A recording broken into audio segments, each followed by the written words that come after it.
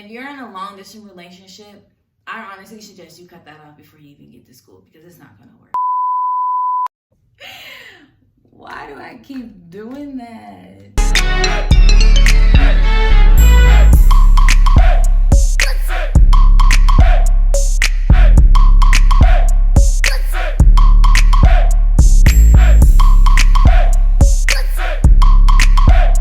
Hey y'all, it's your girl Amber Nicole, and I'm back with another video. So this video is going to be part 2 to your freshman survival guide at the Tennessee State University. So we're going to hop right into this video, but before we start, I need you to like, comment, and subscribe and hit that notification bell to be notified when I have a new video. So let's hop right into it. So the first topic I'm going to talk about is academics. Y'all, academics is so important. Like, it's so important. You do not want to fail any classes or anything your first semester, because your GPA will be severely affected. And when I tell you you're going to be regretting this, you're going to be regretting this. But I know the ones that are watching this video, y'all not going to do that because y'all smart. Y'all smart. Y'all not going to do that. So we don't have to worry about that. But just know it's not going to end well. Like, your GPA that you get your first semester is going to follow you all the way till you graduate. So you want to set yourself up for what? Success, right? I recommend get all A's and B's your first semester. Like, it's very possible, y'all. I'm telling you, it's very, very possible. My first semester, I got all A's and like maybe 2 B's. And I think my GPA was like a 3.4. So I set myself up with having a 3.4, and then I was able to either build it or drop it. And you know what that helps with as well? Like, okay, say you get all A's and 1 B, you get like a 3.7 GPA. Okay, say your next semester you fall back on one class and you end up getting a C. Your GPA won't be that affected because you already started off with a high GPA. You want to set yourself up as high as you possibly can. Like, literally, this is literally the best advice I can possibly give y'all right now. Like, listen to me.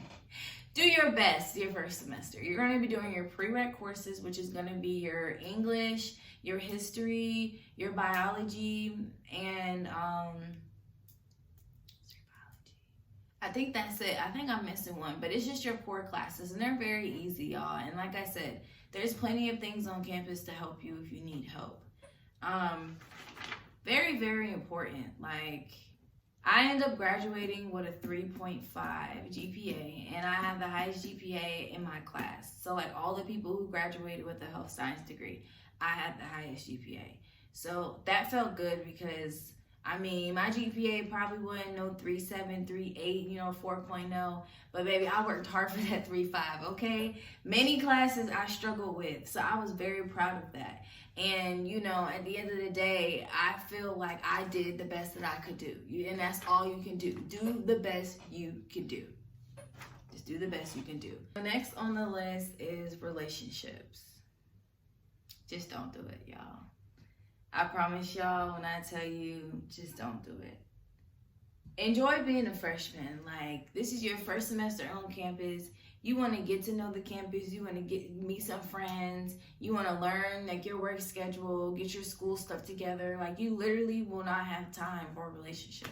Like, I'm telling you, just don't do it. And if you're coming into the situation thinking you're about to find your husband or your boyfriend your first semester, like, get that out of your head right now. Cut it out. You're not. It's not going to happen. It's not going to happen. We got to remember what we came to school for. Like, we at least got to make it past our first semester, let alone first year of school before we start thinking about getting involved with somebody. Like, that should literally be the last of your worries right now, because trust me, all that is going to be there later. Like, they not going nowhere. They going to be there. Trust me when I tell you, they're going to be there. And if you're in a long distance relationship, I honestly suggest you cut that off before you even get to school, because it's not going to work. It's not going to work. Like, you don't want to be that person that's traveling home every other weekend to see your boo or whatever, and you miss now all the freshman stuff that's going on. you look back on your freshman year and like, dang, I was always going home every weekend. I didn't get to do freshman week, or I didn't get to do this with the freshmen. Like, dang. Like, you don't want to be that person that's regretting that you didn't have fun your freshman year because you was cooped up with a relationship. Feel what I'm saying? Like they don't never work. Just drop it. Let that go. Let that go. And just stay away from the upperclassmen. Like, this is the other best advice I could possibly give, especially to my ladies. Like, stay away from the upperclassmen. Like, honestly, they don't want nothing from y'all but what's in between your legs. And I'm being so honest with you. Like, they do not really want you. And that's just what it is. Like, they pry on every single freshman every single year. It is a known fact. It's just like high school, but 10 times worse. Like, these are grown people. So you just don't want to be that person that got caught up with all the upperclassmen and now all their friends chatting and talking about you. Like, you just don't want that to happen. Like, seriously, just stand clear of them. And I know it's probably some of them right now in your DMs telling you you're beautiful and how pretty you are and how they can't wait to see you on campus. Yeah, they can't wait to see what you're about. So just keep that in mind. Like, just don't do it. Just don't do it. Leave all of them alone. Like, remember, they all talk, okay? They're all conversating. They're probably all plotting. They trying to see who can talk to you first. And honestly, it's really not even worth the trouble. Like, seriously. Stay away from the football team. Stay away from the basketball team. Stay away from the track team. Stay away from anything with a team on it. Like, seriously, you do not want to be that freshman that everybody knows about. Like, don't do it. Just stay low, just chill, relax, get your feet wet, like, get to know TSU. Like, I'm telling you, there's only so many other things that you're going to be doing on campus. You're not going to have time for all that. Like, that's not what we're going to do.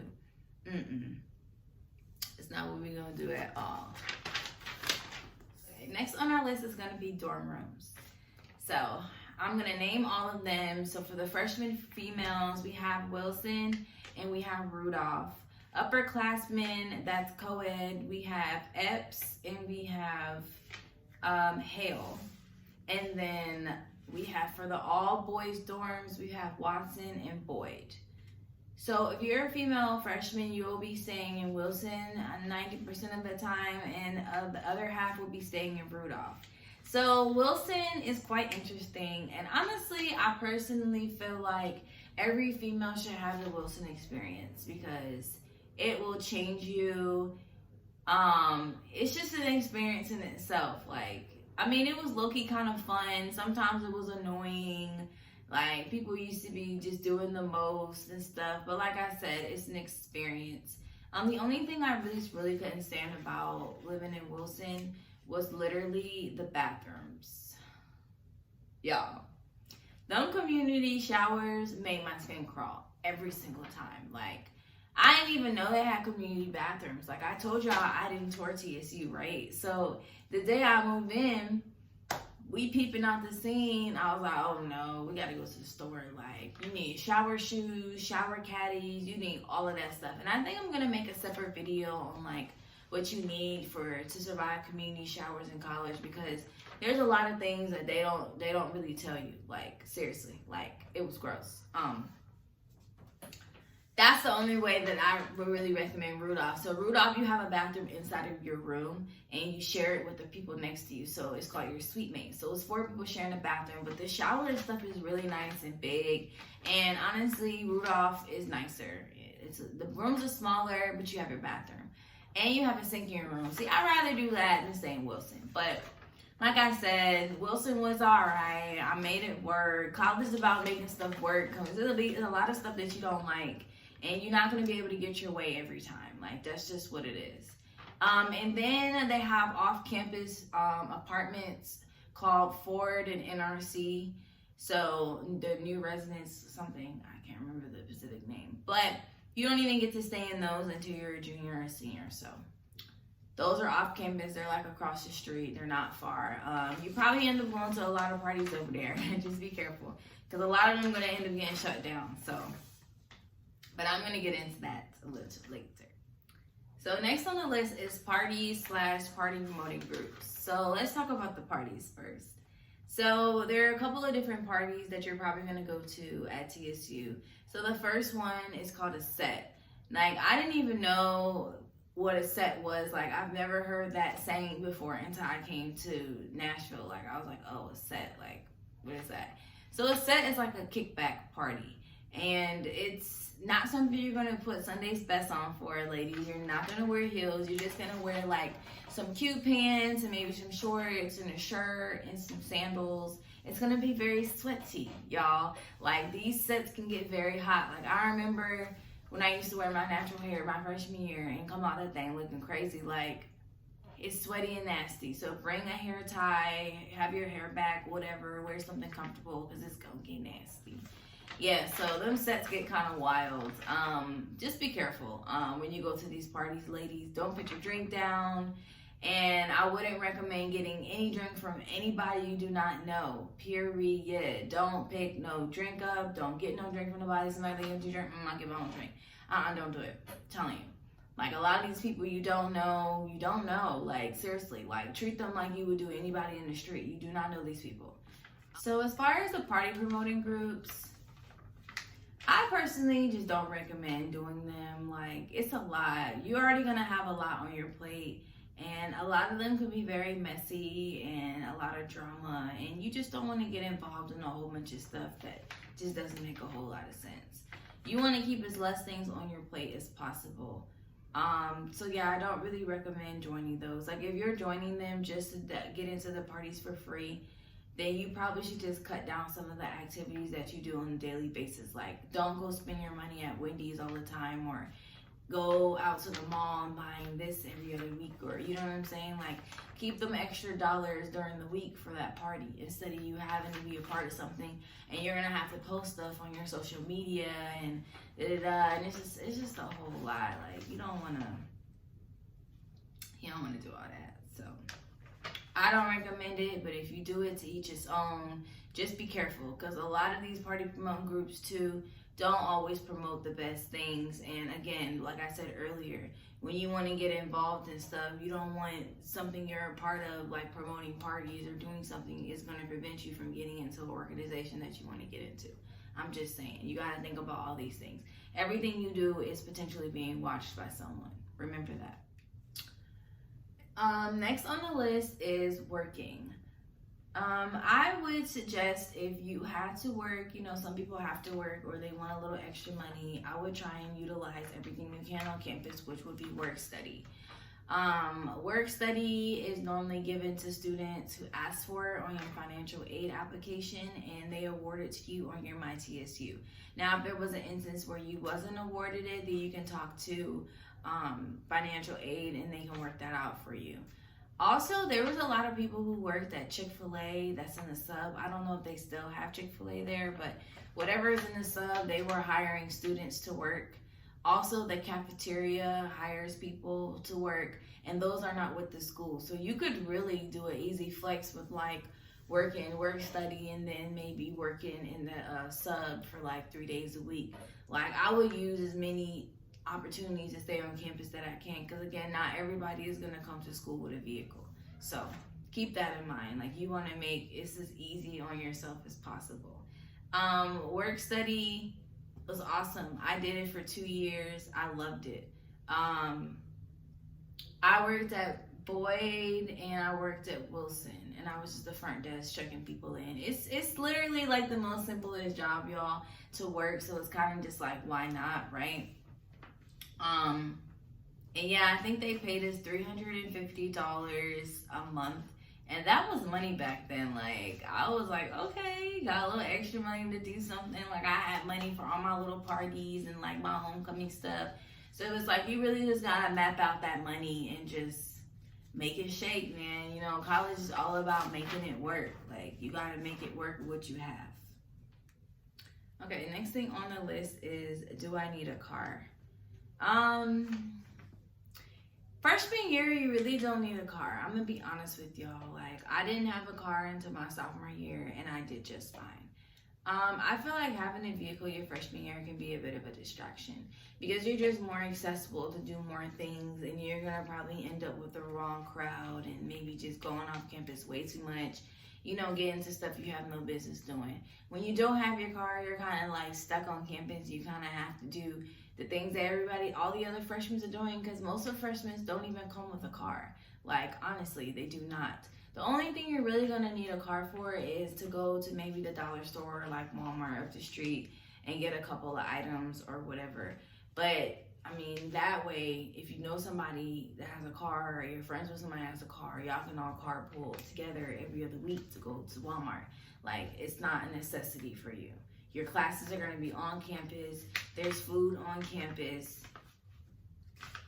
Chick-fil-A, whatever. They have a gas station, like, store on campus, downstairs next to the caf. There's so many opportunities for you to get things where you really don't have to go off campus. I mean, but if you do bring your car, just know there's a chance that people are going to use you. Like, I'm going to be honest with you. People are always going to be asking you for a ride all the time.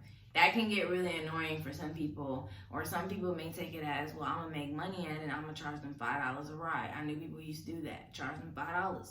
They want to go here, you're not going there, charge them $5. Like, okay. And people will offer to give you money sometimes. They really want you to take them.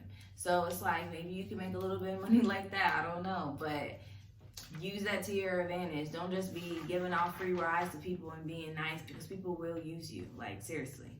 Don't be that person. On the list is going to be reputation. Y'all, this is so much very important, ladies and gentlemen. Your reputation is everything. That's what you hold on your chest while you're walking around campus. Like, seriously. Like, especially when you want to get involved with organizations and you want to pledge, you want to do all these things. No one's going to want you to be a part of their organization or whatever they have going on if you're known around campus for doing this and that. Like, do not thought and bot around campus, men or female, because it's just not, it's not a good look. Like, it's just not. And you don't want to be that person who everybody knows their business. TSU is this small. So it's just like, let's just think about that. If TSU is this small, then that means that word gets around pretty fast. So we want to make sure that we're putting out positive energy into the atmosphere and we're being good, okay? We're being very good, because we didn't come to school for that. Let's remember that. Again, we always want to remember what we came to school for, and it wasn't to do that. So just keep it real cute, and let's not even get into all of that, because it's just really not a good look, and you're going to be regretting that. You do not want to make a name for yourself your freshman year at all. So the next thing on our list is going to be extracurricular activities / organizations. So there are a lot of different organizations on campus that you will be able to join. I'm not sure if they do intake the first semester or the second semester, which would be in the spring. I'm not exactly sure. If I'm not mistaken, I believe it's in the spring. So you'll have time to get to know these organizations and like what they're about well before you have to choose which one you want to choose, right?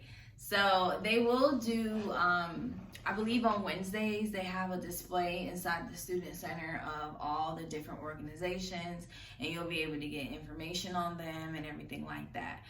The only advice I would give is to thoroughly do your research on these organizations. Really see what they're about.